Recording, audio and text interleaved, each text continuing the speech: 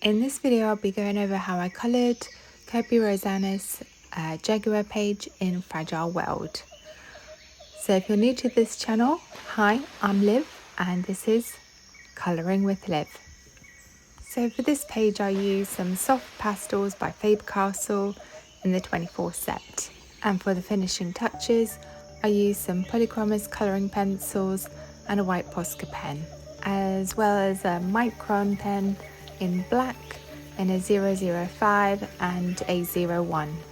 So the idea for this page came from Olivia Oderin when I was watching one of her videos that she did in Joanna Basford's book of some seashells that she did in colouring pencils and then some soft pastels on top for the sand and water along with some white highlights. And I thought this page was a great page to try and practice that.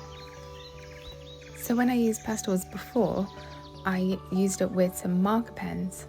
So I created a sunset on one of Lulu Mayo's colouring books, and then also in Joanna Basford's book of a heart floral. But I didn't try it with colouring pencils, only markers, like watercolour markers. So I thought it would be a great opportunity to try and do that here. And when I was using pastels before, it was quite flat. And here I had the opportunity to add some shading with these pastels as well, so that was also quite neat. So in my last colouring of an elephant in this same book, I was experimenting with an underpainting of yellow, so that brought out the natural highlights, and I thought that was quite cool. So this was almost going to be like an underpainting, but then also when I was looking at how people watercolour, and they say to use colour rather than just black as a shadow. So I was trying to experiment with that with the pastels, using that deep blue purplish colour as a shadow. So when I was doing the white highlights, at first I wanted to put the white highlights over all the black lines, but then in that corner I felt that it was a little bit too light. So I thought I needed to add some darkness, some shadow. So I pressed harder on the darker areas and lighter over the rest of that blue turquoise area. And when I was looking at how water catches the light, the water looks very opaque and quite green, so that's why I chose like a deep green colour. So I still liked the blue underneath and I wanted to keep that, so that's what I thought I could do here. And then after I covered the whole page, I realised it was still a little bit flat, so in some areas I gave it some shadow, like shading. So when I was looking at other people like my Colourful Country Life and how Karen sort of did her shading round the corners, that's how I wanted to do mine.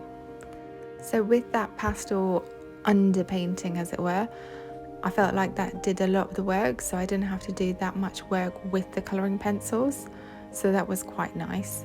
And then when I went in with the white Posca pen, at first, like I said, I was going to go throughout the whole page, but then I felt like I needed that white water splash sort of towards the Jaguar, so closer in towards the darker areas, so you can actually see that white highlights, that white area.